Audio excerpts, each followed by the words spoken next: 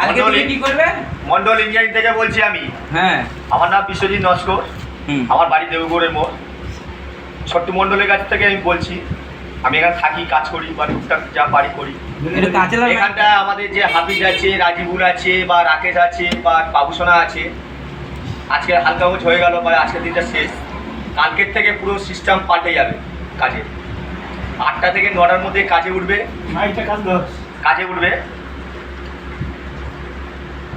তোমাদের 1টা থেকে 1:30টার মধ্যে তোমরা কাজ ছাড়ো। তোমরা ভাত খাও, 3টে 4টে পর্যন্ত ঘুমাও। তারপরে কাজ শুরু করবে রাত 1টা 1:30টা পর্যন্ত যেরকম পারবে কাজ করবে।